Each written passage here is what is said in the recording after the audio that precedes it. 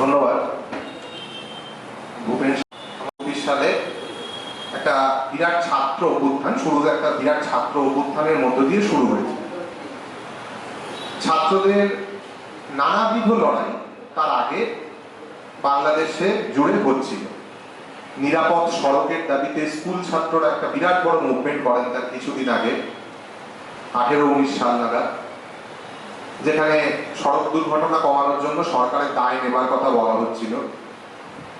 যে বিষয় নিয়ে এত বড় একটা অভ্যুত্থান ঘটল, সেই আন্দোলনও একটা ব্যাপক আকার 2017 সালেই কিন্তু নিয়েছিল। তারই প্রেক্ষিত হিসেবে জুলাই অভ্যুত্থান বলা হচ্ছে বটে, কিন্তু জুন মাস থেকে এই আন্দোলন প্রায় শুরু হতে থাকে এবং তা একটা পরিণতি পায়। আমরা মানবাধিকারের প্রেক্ষিত থেকে গোটা ব্যাপারটাকে একটুখানি দেখবার চেষ্টা করব। প্রথমত বলি, বাংলাদেশ নিয়ে জানবার বুঝবার প্রচুর বিষয় রয়েছে এবং সেইগুলো আজকের যে বিষয় নিয়ে আমরা কথা বলছি তার সাথে খুব সন্নিবিষ্টভাবে যুক্ত, কিন্তু অতটা সময় আমরা পাবো না। ফলে আমাদের কিছু কিছু বিষয়ে হয়তো একটু অল্পের মধ্যে বিষয়টাকে রাখতে হবে। আমি আমার বক্তব্যটা মূলত কেন্দ্রীভূত রাখবো হচ্ছে মানবাধিকারের প্রেক্ষিতটাতে এবং এই যে পট পরিবর্তন এক ধরনের হলো তাকে ধরে। অনেকগুলো প্রশ্ন এক বছর কেটে যাওয়ার পর স্বাভাবিকভাবে মাথায় আসে। প্রথম যখন এখানে আন্দোলন চলছিল আমরা দেখতে পাচ্ছিলাম মূলত সোশ্যাল মিডিয়ায় যে অজস্র মানুষ, ছাত্র, তাদের হত্যা করা হচ্ছে। হাসিনা সরকার ডাইরেক্টলি 3টে মূলত বাহিনী নামিয়েছিলেন। বাংলাদেশের যে পুলিশ বাহিনী সেটা র্যাব, র্যাপিড অ্যাকশন ব্যাটালিয়ন, এবং বাংলাদেশ যে আর্ম ফোর্স, এই 3টে বাহিনী মূলত সে সময় একদম রাস্তায় নেমে এসেছিল। শুধু ঢাকার রাস্তায় নয়, এমনকি ব্রাহ্মণবাড়িয়াতে অব্দি ট্যাঙ্ক পৌঁছে গেছে, এসব আমরা দেখেছিলাম। এবং তারা যেখানেই পারছিল আন্দোলনরত যে ছাত্র বা জনতা, আন্দোলনরত জনতা, তাদের ওপর নির্বিচারে গুলি চালায়। বাংলাদেশের মানে তদারকি সরকার আসার আগে যে স্বাস্থ্য মন্ত্রক ছিল তারা ঘোষণা করে যে প্রায় 1000 জনের মৃত্যু হয়েছে এই গোটা ইয়েতে। আন্তর্জাতিক মানবাধিকার সংস্থাগুলোর বয়ান অনুযায়ী প্রায় 1400 লোকের মৃত্যু হয়েছে এবং যে সংগঠনের ব্যানারে মূলত এই পট পরিবর্তনটি একটা গুরুত্বপূর্ণ রূপ নেয়, যে বৈষম্য বিরোধী ছাত্রছাত্রীরা, যারা ছাত্র আন্দোলন, তারা বলে প্রায় 1581 জনের মৃত্যু হয়েছে। আমরা জানি, যাই হোক না কেন এই সংখ্যাটা হয়তো এগুলোর কাছাকাছি বা হয়তো এর থেকে অনেকটা বেশি, কিন্তু প্রায় 12% শিশু সহ 20,000 মানুষ আহত হন, যাদের মধ্যে এখনো অনেকে হাসপাতালে আছেন, তারা ছাড়া পাওয়ার মতো অবস্থায় যাননি। এইটা একটা রাষ্ট্রীয় দমনপীড়নের অভূতপূর্ব চিত্র আকারে উপস্থিত হয়। এবং আপনারা জানেন হয়তো যে এই মাসে 6 তারিখে বিবিসি একটা রিপোর্ট দিয়েছে। তাতে সেই সময়কার হাসিনা সরকার, হাসিনা মূলত শেখ হাসিনারই দেওয়া মূলত মানে সেনাবাহিনী প্রধান বা সেনাবাহিনী বিভিন্ন ধরনের কর্তা ব্যক্তিদের দেওয়া যে নির্দেশগুলো, সেইগুলোকে ডিকোড করে জানিয়েছে যে এগুলো কোনোটাই এআই জেনারেটেড নয়, মানে এগুলো কোনোটাই ফেক নয়, এগুলো সব সত্যি কথা। সেই ধরনের ভিডিওগুলোতে আমরা খুব মানে অডিওগুলোতে আমরা শুনতে পাচ্ছি যে শুট অ্যাট সাইট, যেটা মানে 18 তারিখ থেকে শুরু হয়েছিল, শুট অ্যাট সাইট 18 জুলাই থেকে শুরু হয়েছিল, যে দেখা মাত্র গুলি করবে, সেই রকম আমরা দেখতে পেয়েছি। সেই ধরনের কথাবার্তা রয়েছে, অনেক ভয়ঙ্কর কথাবার্তা রয়েছে। কেউ যদি অডিওগুলো দেখেন তাহলে বুঝতে পারবেন যে মেরে ফেলো মেরে ফেলো, এই মূলত শোনা যাচ্ছে। এই ঘটনাটার পরে 6 তারিখ মানে আজকে 27 তারিখ, অনেকদিন কেটে গেছে। আমরা জানি যে আমাদের দেশে হাসিনা আত্মগোপন করে রয়েছেন। এটা নিয়ে সম্ভবত আমাদের কারোরই তেমন কোনো সংশয় নেই। আমাদের দেশই তাকে একমাত্র পলিটিক্যাল শেল্টার দিয়েছে। এবার বাংলাদেশ সরকারের তরফে, মানে তদারকি সরকারের তরফে বা তত্ত্বাবধায়ক সরকারের তরফে 24শে ডিসেম্বর মাসে ভারতবর্ষকে, মানে ভারতের সরকারকে আনুষ্ঠানিকভাবে এটা বলা হয় যে হাসিনাকে যেন প্রত্যার্পণ করা হয়। তো তার কোনো উত্তর আজ অব্দি সরকারের তরফে দিয়ে ওঠা যায় না। এই যে গোটা প্রেক্ষিতটা, যার মানবাধিকার বা অভ্যুত্থানে মানবাধিকার নিয়ে আমরা কথা বলছি, সেটা বুঝতে গেলে একটা অন্য, মানে পাশে একটা বিভাগ রাষ্ট্র, তার ভূমিকাটা সম্পর্কেও আমাদের একটুখানি জেনে বুঝে নিতে হবে।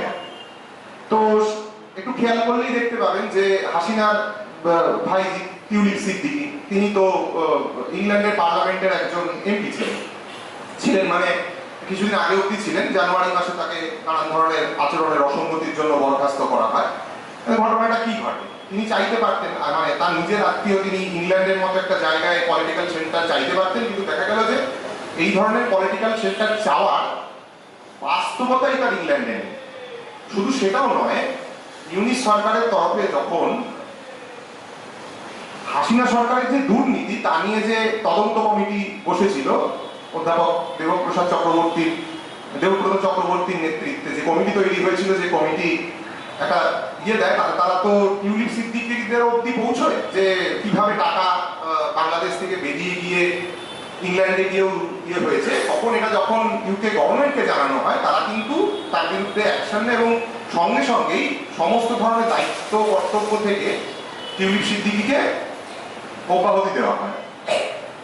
আমাদের দেশে এখন আমরা জানি, এটা 12ই এপ্রিলের কথা, সমকাল, মানে বাংলাদেশের অত্যন্ত একটা গুরুত্বপূর্ণ ওয়েবজিন বলুন, পত্রিকা বলুন, তাতে একটা বড় রিপোর্ট ছাপা হয় যে কিভাবে এই গড়িয়াহাট অঞ্চল জুড়ে প্রায় 40-45 জন আওয়ামী লীগের এমপিরা তারা এখানে থাকছে।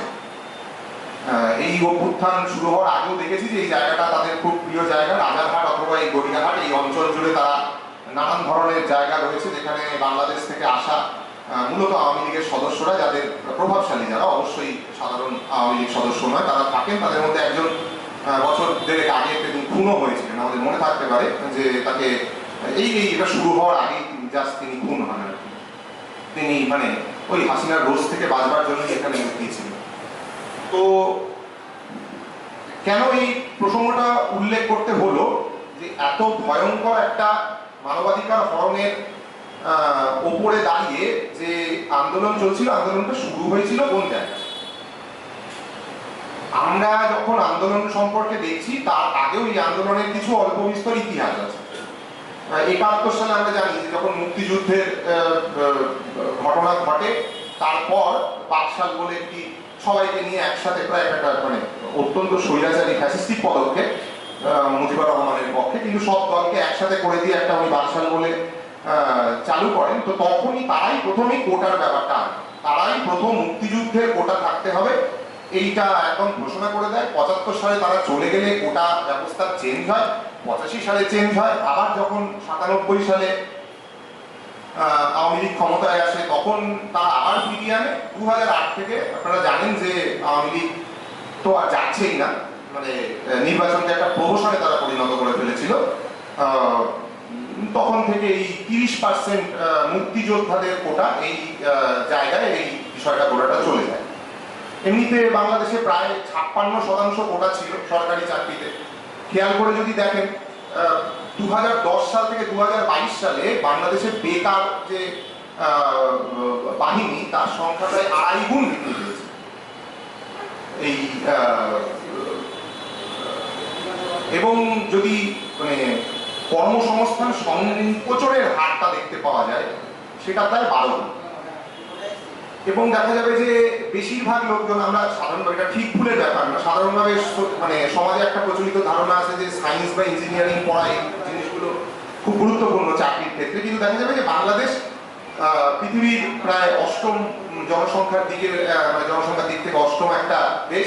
সেখানে বেশিরভাগ ছাত্র বা ছাত্রী তারা স্টেম বলে যেটাকে বলা হয়, সায়েন্স, টেকনোলজি ইত্যাদি, এই সমস্ত এই জিনিসগুলো পড়তে আগ্রহী, কারণ এদের কোনো ধরনের কোনো কর্মসংস্থানের সুযোগ। এই অবস্থাতে দাঁড়িয়ে যদি এখন 56% কোটা কাউকে সম্মুখীন হতে হয়, এবং দেখা যাবে যে কোটাগুলোর মধ্যে বেশিরভাগটাই আসলে তৈরি করা হয়েছিল, মানে বা তা ব্যবহৃত হয়ে পড়ছে মূলত, সেটা হচ্ছে আওয়ামী লীগ কর্মচারীদের যারা আত্মীয় স্বজন ইত্যাদি তাদেরকে সরকারি চাকরিতে পুনর্বহাল করবার জন্য। এটাই মূলত হচ্ছে দেখতে পাওয়া যাবে ক্রমাগত। এবং দেখা যাচ্ছে যে 2018 সালেও যখন মানে আন্দোলন হয়, তখনও এই সুযোগ সুবিধাগুলো যারা পেতে পারতেন সেই রকম লোকজনেরাও বাইরে এসে বলছেন যে এই লজ্জার কোটা আমরা চাই। তখন আসলে যেটা ঘটনাটা ঘটে 18 সালে, যে এত বেশি চাপের মুখে পড়েন, নানান কারণে হাসিনা সরকার চাপের মুখে সে সময় পড়ছিলেন, সেটাতে আমি আসছি। কিন্তু হাসিনা নিজেই চাইছিলেন এই কোটাটা বাতিল হয়ে যাবে। তো আদালত প্রথমত যেটা করে সেটা হচ্ছে যে কোটা বাতিলের পক্ষে যায় না, এবং হাসিনা একটা ইন্টারিম অর্ডার এনে এই কোটা বাতিলের পক্ষে যেতে থাকে, মানে হাসিনা কোটা বাতিল করবার পক্ষে থাকেন। এবং যেটা হয় সেটা হচ্ছে 5ই জুন 2024 সালে ওই যে ইন্টারিম অর্ডারটা, সেই অর্ডারটাকে বাতিল করে দেওয়ার পরই এই বিক্ষোভটা শুরু হয়। মানে হাসিনাও এক ধরনের বুঝতে পারছিলেন যে এই যে পরিমাণ দুর্নীতি কোটাকে কেন্দ্র করে হোক বা তার সরকারের কে কেন্দ্র করে হোক সেটা হয়েছে, সেটা মানুষের বিক্ষোভকে ভয়ঙ্কর ভাবে বাড়িয়ে নিয়ে গেছে। আমরা জানি ঘটনা 2001 থেকে 2006 4 দলীয় একটি সরকার বাংলাদেশে ক্ষমতায় ছিল, বিএনপি জামাত এদের একটা মিলিজুলি সরকার। তারপর একটা সেনাবাহিনী সরকারকে আনবার চেষ্টা করা হয়, কিন্তু যাই হোক মানুষ খুব বিক্ষুব্ধ ছিলেন। আবার 1 সালে আওয়ামী লীগকে ফিরিয়ে নিয়ে আসে। আওয়ামী লীগ ফিরে আসার পর 2008 সাল থেকে যা হলো সেটা নিতান্ত কপদক্ষ। মানে তারা এসে সমস্ত ধরনের বিরোধীদেরকে জেলে পড়া শুরু করলেন, তাদের কথা বলবার যে কোনো ধরনের যে পরিসরগুলো ছিল সেগুলোকে নষ্ট করা হতে থাকলো। এরপরে 14 সালে একটা নির্বাচন হয়েছে। 14 সালের নির্বাচন সমস্ত রাজনৈতিক দলগুলো বয়কট করেছিল। 17 সালে উনি আবার একটা নির্বাচনের প্রস্তাব দেন, সেই নির্বাচন মানে বাকিরা তখনও বয়কট করে। এরপর 18 সালে যখন নির্বাচন হতে যায়, সে সময় রাত্রেবেলা সমস্ত কিছু ভোট টোট দেওয়া ঠিক হয়ে গিয়েছিল, তাকে সকলেই মধ্যরাত্রের নির্বাচন বলে থাকেন। এবং আমরা তার কিছুদিন আগে 24 সালের যে নির্বাচন আমরা দেখলাম, সেটাও একই রকম ভাবে প্রহসনে পরিণত হয়েছিল। এবং মানে প্রায় কাউকেই কোনো ধরনের কোনো কথা বলতে দেওয়া হতো না, বিরোধী মত প্রকাশ তার কোনো জায়গা ছিল না, কেউ মানে এমন নয়। এবং এই গোটা ব্যাপারটাকে দেখানো হতো সবসময়, এটাকে মানে যেটা জনগণ বারবার বলবার চেষ্টা করছে। আজকে আমরা দেখতে পাবো যে মুজিবুর রহমানের ছবি মূর্তি ভেঙে দেওয়া এই সমস্তগুলো বারবার ঘটতে দেখছি যখন আমরা, তখন যখন তাদেরকে জিজ্ঞেস করা হচ্ছে কেন, তাদের মধ্যে যারা অন্ততপক্ষে সচেতনভাবে উত্তরটা দিচ্ছেন, অনেকেই তাগিদে করছেন, মব করছে সেই জন্য করছে, তাদের একটা বক্তব্য খুব স্পষ্ট যে মুজিবুর রহমানের বিরোধী আমরা মানে পক্ষে আমরা নই, কিন্তু মুজিবুর রহমানকে যেভাবে ভাঙিয়ে খাওয়া হয়েছে গত 50 বছর 52 বছর ধরে, আমরা সেটাকে দেখতে পাওয়া যাবে, সেইটাকে আমরা কোথাও বিরোধিতা করছি। মুক্তিযোদ্ধাদের যে মুরাল আছে ঢাকা বিশ্ববিদ্যালয়ে, জানেন সকলে, যে তার মধ্যে বসে বসে প্রথম দিন গিয়ে বসে বসে মুজিবুর রহমানের ছবি মুছে দেওয়া হয়েছিল। যদি দেখেন পাশেই তাজউদ্দিনের ছিলেন, যিনি প্রথম মুজিব সরকারের প্রধানমন্ত্রী ছিলেন, অত্যন্ত একজন গুরুত্বপূর্ণ মুক্তিযোদ্ধা, তার ছবি কিন্তু তার পাশেই আছে। লোকে কিন্তু সেটা করেনি। এবার এটা অজ্ঞানতা থেকে হতে পারে, অথবা তারা শুধুমাত্র মুজিবের, অথবা এটা পলিটিক্যালিও হতে পারে, যে শুধুমাত্র ওরা মুজিব সংক্রান্ত যে সমস্যাগুলো, যে জিনিসটাকে শেখ হাসিনা ব্যবহার করেছেন এতদিন ধরে, সেইটাকে আমরা কোথাও মানছি না, সেইটাকেই আমরা কোথাও বিরোধিতা করবার চেষ্টা করছি। এবার একটা কথা এখানে খুব ইম্পর্টেন্ট, সেটা হচ্ছে যে 18 সালের যে নির্বাচনের কথা বললাম, যে নির্বাচনটা সত্যিই প্রহসন, সেখানে কেউই দাঁড়াতে পারেনি, কিন্তু কিছু লোকজন তবুও আওয়ামী লীগের বিপক্ষে দাঁড়িয়েছে। তারা হচ্ছে আওয়ামী লীগেরই বিক্ষুব্ধ, মানে যারা টিকিট পাননি আওয়ামী লীগ থেকে, আমরা দেখি এখানেও মাঝে মাঝে এসব হয়, আওয়ামী লীগ থেকে টিকিট পাননি তারাই দাঁড়িয়েছেন। তাদের মধ্যে একজন শামসেরউদ্দিন লাবলু, তিনি খুব স্পষ্ট করে বলেন এই কথাটা, যে আমাকে হারানো অত সহজ না, কারণ আমি হচ্ছি ভারতের ক্যান্ডিডেট।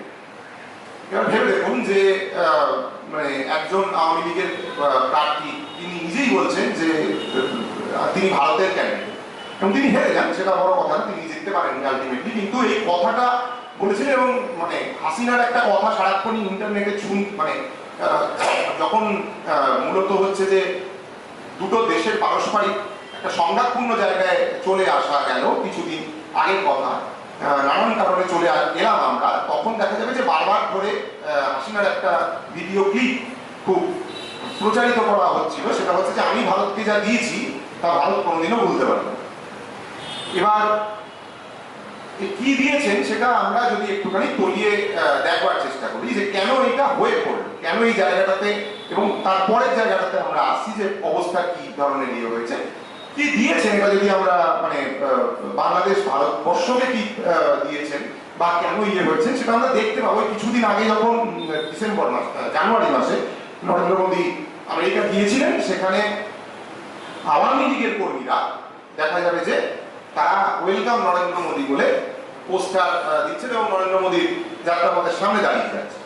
এবার আওয়ামী লীগ একটি স্বাধীন রাজনৈতিক দল বলেই হওয়া উচিত, হঠাৎ করে নরেন্দ্র মোদী বা বিজেপির ভারতীয় শাখা হিসেবে তারা যদি কাজ করে ফেলেন, তাহলে সেই দেশের মানুষের মধ্যে খুব স্বাভাবিকভাবে এক ধরনের ভারত বিদ্বেষ জন্মাতে বাধ্য। এইটা খুব অস্বীকার করবার জায়গা। দুই, আমরা জানি যে আম্বানি আদানিদের প্রজেক্টের জন্য কিভাবে প্রায় 2.5-3 গুণ বেশি দাম দিয়ে বাংলাদেশকে বিদ্যুৎ কিনতে বাধ্য করা হয়েছে। আমরা দেখতে পাবো যে কিভাবে ভারতবর্ষের যে মিডিয়াগুলো তাদেরকে অবাধ ছাড়পত্র দেওয়া হয়েছে। মিডিয়া মানে এখানে এন্টারটেনমেন্ট মিডিয়া, মানে সংবাদ মাধ্যম নয়, যারা এন্টারটেনমেন্ট মিডিয়া। একটা বেসের একটা সার্ভে রয়েছে, সেখানে দেখতে পাওয়া যাচ্ছে যে শুধুমাত্র স্টার এরাই প্রায় 30 লক্ষ কোটি ডলার প্রত্যেক বছর বাংলাদেশ থেকে এরা লাভ করে বেসিক্যালি। এবং মানে সেই সার্ভেটা খুব ইন্টারেস্টিং, তাতে দেখতে পাওয়া যাবে যে কিভাবে এখানে যে মোটু পাতলু কার্টুন হয়, যে ছোটা ভীম কার্টুন হয়, সেইগুলো বাংলাদেশের জনগণের মধ্যে কিভাবে তার প্রভাব পড়ছে ইত্যাদি ইত্যাদি। এবার এই দেখাটার মধ্যে একটা অবশ্যই এখানে একটা আমাদের মাথায় রাখতে হবে, দেখাটার মধ্যে এক ধরনের মৌলবাদী দৃষ্টিভঙ্গিও আছে, আবার ভারতবর্ষের যে সম্প্রসারণবাদী মানসিকতা তাকে যাই বলুন না কেন সেটাও রয়েছে, সেটারও বিরোধিতা এই গোটা বিষয়টাকে কেন্দ্র করে রয়েছে। ফলত ভারতবর্ষ ক্ষেত্রে তাদের যে ভূমিকা একটা প্রতিবেশী রাষ্ট্রকে কেন্দ্র করে হওয়া উচিত ছিল, দেখা যাবে যে তা হয়নি। দেখা যাবে যে তারা যথেষ্ট বাংলাদেশের রাজনীতির ক্ষেত্রে, আভ্যন্তরীণ রাজনীতির ক্ষেত্রে নাক গলিয়েছে এবং এই নাক গলানোর ফলাফল হিসেবে সেই দেশের জনগণের মধ্যে ভয়ঙ্করভাবে এক ধরনের ভারত বিক্ষোভ বাড়তে বাড়তে গেছে। এবং এটা উপমহাদেশ জুড়েই সত্যি, আপনারা জানেন যে উপমহাদেশ জুড়েই আমরা দেখতে পাবো যে শ্রীলঙ্কায় যখন যে পার্টি ক্ষমতায় এসছে, জনতা বিমুক্তি পেরুমানা যাদের নাম আর কি, আগে তারা সশস্ত্র বিপ্লবে বিশ্বাস করতেন, এখন তারা বিশ্বাস করেন না। তারা সংসদীয় পরিবর্তনের মধ্য দিয়ে ক্ষমতায় এসছে, তারা দুবার সশস্ত্র বিপ্লব করার একটা চেষ্টা করে, একটা 71 সাল নাগাদ, একটা প্রায় 87 সাল নাগাদ। তো দুবারই তাদের অভিযোগ যেটা, সেটা হচ্ছে যে ভারতবর্ষের সেনাবাহিনী এটাকে প্রায় রক্তের বন্যায় মিশিয়ে দেয়, এটা তাদের দিয়েছে। আমরা দেখেছি মালদ্বীপে প্রধান রাজনৈতিক দলটি জিতছেই মূলত হচ্ছে India go back, India out এই স্লোগান।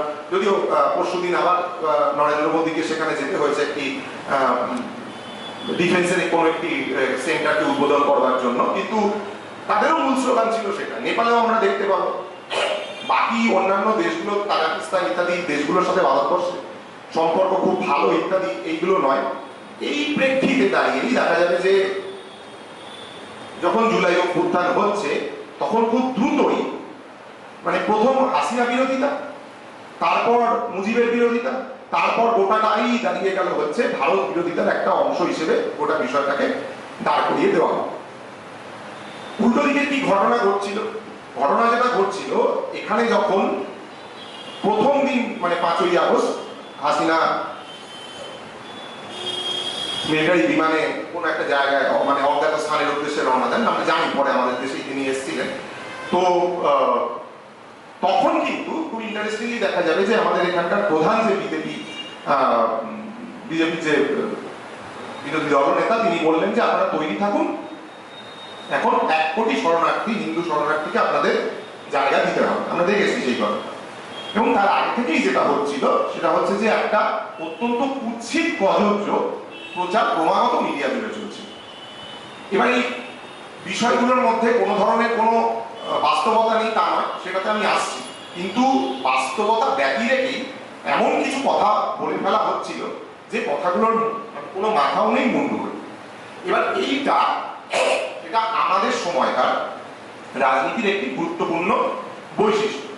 আগে আমি লক্ষ্য করতাম যে কেউ কোনো একজন, যিনি যে ক্যাম্পেনই লোক হন না কেন, তিনি বামপন্থী ক্যাম্পের লোক হতে পারেন বা কেউ তাদেরকে বুর্জোয়া ক্যাম্পের লোক বলে মনে করছেন, তারা যখন কোনো একটা কথা বলতেন সেই কথা আগে পরে তাদের সেই কথাটাকে ডিফেন্ড করার মতো কিছু তথ্য তাদের মধ্যে থাকতো, তাকে কেউ আবার চ্যালেঞ্জ করছেন ইত্যাদি, এই গোটা ব্যাপারটা এখন আর এটা দরকার হয় না। এটা একটা পোস্ট ট্রুথের ভয়ঙ্কর বড় বৈশিষ্ট্য। আজকাল যা খুশি যেমন খুশি কিছু একটা বলে দিলেই হলো, লোকেও জানে যে এই ব্যাপারটা মিথ্যে, যে ওই বিষয়টার অল্প সমর্থক সে মনে করে যে এই মিথ্যে কথাটা যাক না কিছু, তাতে করে যারা উল্টো দিকে ছিল এরকম ভয়ঙ্কর মিথ্যে দেখলে বোধহয় তাদের বিষয়টা সম্পর্কে স্ট্যান্ড নিতে, অবস্থান নিতে সুবিধা হবে। এখানকার হিন্দুত্ববাদী চেতনার যে মানসিকতা বা চেতনার যে সমস্ত লোকজনেরা তারা এটা ভাবলেন যে রিপাবলিক টিভি হোক বা এবিপি আনন্দ খুলে ফেলে এই সমস্ত কাজকর্ম করেছে, এমন কিছু জিনিসপত্র দেখাচ্ছে যে প্রকাশ্যে হিন্দু নিধন হচ্ছে, এটা মূলত হচ্ছে হাসিনা সংক্রান্ত বিষয় নয়, এটা আসলে একটা হিন্দুদের উপর জেনোসাইড ইত্যাদি ইত্যাদি, এই সমস্ত তারা দেখাতে শুরু করলেন। এবং তার ফলশ্রুতি হিসেবে এখানে লোকে লাখ লাখ লোক চলে আসছে ইত্যাদি ইত্যাদি, এগুলো দেখাতে শুরু করলেন, যারই ফলশ্রুতি হিসেবে ওই 1 কোটি লোকের কথা বলা, সুরেন্দ্রবাবু বলেছিলেন আর কি। আজকাল কেউই খুব কোটির তলায় খেলেনও না। তিনি দুদিন আগেও দেখলাম আমরা যে 1.5 কোটি রোহিঙ্গার কথা বলেছেন। সারা পৃথিবী জুড়ে আমরা জানি যে 17-18 লাখের বেশি রোহিঙ্গা নেই। 1.5 কোটি রোহিঙ্গা কোত্থেকে আসবে কেই বা জানে, কিন্তু কারোরই কিছু বলতে আজকাল আর বাধে না, সেই ধরনের ঘটনায় ব্যাপারগুলো ঘটতে শুরু করেছে। তো আমরা যখন এটা দেখছিলাম, দেখতে গিয়ে আমি একটা পুরনো বইয়ের কথা বলতে পারি। পুরনো বইটার বইটা পুরোটা পড়লে আবার অন্য কতগুলো সমস্যা মনে হতে পারে, সেটাতে আমি যাচ্ছি না। বইটা মান্দাস থেকে বেরোলো, মৈত্রী দেবীর লেখা, সেটা হচ্ছে যে এক্সোডাসের অনুবাদ, মহানিষ্ক্রমণ। তো তাতে উনি একটা ঘটনার কথা বলছেন যে উনি যাচ্ছিলেন একদিন গড়িয়াহাটের কাছে, একজন কমিউনিস্ট কর্মী, একজন মহিলা কমিউনিস্ট কর্মী তাকে বলেন যে জানেন বাংলাদেশে কি হচ্ছে? তো উনি বলেন কি হচ্ছে? বলছে যে আর মাছ আসে যে ঝুড়িগুলোতে, সেই ঝুড়িগুলোতে করে হিন্দুদের গলা কাটা মুন্ডু সেটাতে করে এখানে নিয়ে আসা হচ্ছে এবং বর্ডারের পাশে সেটাকে ডাম্প করে দেওয়া হচ্ছে। ঘটনাটা কি ঘটেছিল জানি আমাদের অনেক বিশ্বাস একটা, যে কাশ্মীরের হযরতবাল মন্দিরে মোহাম্মদের চুল রাখা আছে এবং সেটা সে সময় চুরি যায়। তো সেখান থেকে একটা দাঙ্গা ছড়িয়ে পড়ে, যেটা পূর্ববঙ্গে মূলত সব থেকে এফেক্টেড হয়। এবং ফলত এই যে বিশ্বাসের ধরন, এটা এমন নয় যেটা বিশ্বাস করছেন একজন হিন্দুত্ববাদী মানুষ, তাকে খুঁটিয়ে দেখা, অন্যান্য তথ্যগুলোকে মেপে ঝুঁকে দেখা, অন্য নানান ধরনের মতামতকে গ্রাহ্য করা, এই গোটা ব্যাপারটাকে যদি চিন্তা চেতনার মধ্যে আজকের দিনে না আনা হয়, তাহলে বারবার আমরা ঠকতেই থাকবো। এই ঠকার যে ফেসটা খুব স্বাভাবিকভাবে এই আন্দোলনটা যখন চলছিল, তখন অজস্র আত্মত্যাগ, অজস্র ধরনের মানুষের জীবন হানি সত্ত্বেও বামপন্থী মানসিকতার মানুষদেরও বাধ্য করে ফেললো এটা একটা ইসলামিস্ট রেভলিউশন হচ্ছে, এটা ভেবে ফেলতে। এটা আমার প্রথম মনে হচ্ছে। এবার প্রসঙ্গটা যেটা, যে এর মধ্যে কি আমরা তো দেখতে পেলাম যে তারপরে যখন ক্ষমতা হাতে পেল, একটা সরকার তৈরি হলো, অন্তর্বর্তীকালীন সরকার। তাদের কাজ দাঁড়াবে হচ্ছে নির্বাচনটা সুষ্ঠুভাবে আয়োজন করা। তাদের ভূমিকা কি দাঁড়ালো? তাদের ভূমিকা দাঁড়ালো হচ্ছে এটা, যে অজস্র সংখ্যালঘু মানুষের ওপর নির্যাতন নেমে। এবার এটা তারা বলবার চেষ্টা করলেন ব্যাপারটাকে, যে এরা আসলে আওয়ামী লীগের সমর্থক ছিল, আওয়ামী লীগের সমর্থক থাকার কারণে এটা হিন্দু বলে মার খাচ্ছে বা অগ্নিসংযোগ ঘটছে, তা নয়, অজস্র জায়গায় মানে ধানমন্ডি বাড়িতে, ধানমন্ডি 32 অত্যন্ত ঐতিহাসিক একটি জায়গা মুক্তিযুদ্ধে, তার সাথে আপনি দ্বিমত হন বা না হন, কিন্তু তাতে আগুন লাগানো হয়েছে। জলের গান খুবই বিখ্যাত একটি ব্যাপার, তিনি তার প্রধানকে দেশ ছেড়ে চলে যেতে হয়েছে, নানান ধরনের ঘটনা ঘটছে, একটা দুটো ঘটনা না, কিন্তু তারা এটা বলবার চেষ্টা করলেন যে এরা মূলত মারধর খাচ্ছে বা এদের এগুলোতে অভিসংযোগ করা হচ্ছে এই জায়গাটা থেকে, যে এরা আওয়ামী লীগের সমর্থক ছিল। তো এই কথাটা ঠিক বেঠিক দুটোই হচ্ছে, যে আওয়ামী লীগের সমর্থক থাকার জন্য আমি নিজে ব্যক্তিগত, আমার ব্যক্তিগত একটি অভিজ্ঞতা দিয়ে বোঝা যায়। আমাদের রক্তের সম্পর্কে একজন আছেন যিনি কোনো একটা কারণে দীর্ঘদিন ধরে বিএনপি করতেন, চুপ করেছিলেন এতদিন ধরে, তিনি হিন্দু রক্তের সম্পর্কে। আবার তার পাশের বাড়িতে, তিনিও আমাদের দুঃসম্পর্কের আত্মীয়, তারা পাশাপাশি বাড়িতে থাকেন। এই ঘটনায় যিনি আওয়ামী লীগ করতেন সত্যি তার বাড়িতে আগুন লেগেছে। যিনি বিএনপি করতেন বা এতদিন ধরে বিএনপির সমর্থক ছিলেন, মারধর খেয়েছেন নানান রকম ভাবে আওয়ামী লীগের হাতে, তার বাড়িতে সত্যিই কিছু হয়নি। কিন্তু এইটা দেখে যদি আবার সংখ্যালঘু সম্প্রদায়ের ওপর নেমে আসা অত্যাচারকে বিশ্লেষণ করতে যাওয়া হয়, সেটাও ভুল হয়। আমরা অনেক সময় দেখি যে ভারতবর্ষে কি হয়, সবসময় যে দলিত এইটার ওপর দাঁড়িয়ে যে তার উপর আক্রমণ হয় তা নয়, যে ওইটাকে টার্গেট করেই আক্রমণটা হয়েছে। কিন্তু দেখা যাবে যে আক্রমণ করবার জন্য শাসক শোষিতর যে সুবিধাজনক কন্ডিশনটা ওই মানুষটির ক্ষেত্রে অনেক বেশি সহজ, যেটা আজকেও দেখা যাবে যে প্রবলেম হচ্ছে। বারবার করে অন্য লোকজন বলবার চেষ্টা করছেন, আমাদের বন্ধু বান্ধবরা এতদিন গুড়গাঁওয়ে আছি, ওই আমাদের বাঙালি বলে তো কেউ কখনো কোনো অপমান করেনি। আমাদের ক্ষেত্রে অপমান বা আমাদের ক্ষেত্রে মারধর আসাটা যতটা সহজ, একজন প্রবাসী শ্রমিক যিনি অর্থনৈতিকভাবে অনেক তলার দিকে থাকেন, তার ওপর অত্যাচারটা নেমে আসা তার থেকে অনেক বেশি সহজ। আমি উল্টো বললাম, মানে আমাদের ক্ষেত্রে ব্যাপারটা অনেক কঠিন, এবং সরাসরি আমাদের ওপর যদি এটা বেশি আঘাত আসতে থাকে, খুব স্বাভাবিকভাবে আইটি সেক্টরগুলো ভয়ঙ্কর পরিমাণ প্রতিবাদ শুরু করে দেবে এবং তাদের ব্যবসা বিরাট বড় ঝাড় খাবে। আমরা জানি এটা ক্যাপিটালিজমের লজিকই চলে। ফলে ব্যাপারটাকে ওভাবে দেখেও লাভ নেই যে তারা আওয়ামী লীগ বলে মার খাচ্ছে, নাকি তাদের উপর অত্যাচারটা নেমে আসা হচ্ছে যে তারা সংখ্যালঘু হিন্দু। এটার ভেতরে খুব বেশি ডিফারেন্সিয়েট করতে যাওয়াটা মানবাধিকার কর্মী হিসেবে আমার মনে হয়েছে আমাদের কাজ হতে পারে না। আমাদের এরকম প্রত্যেকটি জায়গায় প্রত্যেকটি ক্ষেত্রে দাঁড়াতে হবে। কারণ বাংলাদেশে মানবাধিকার লঙ্ঘনের অজস্র ঘটনা ঘটেছে।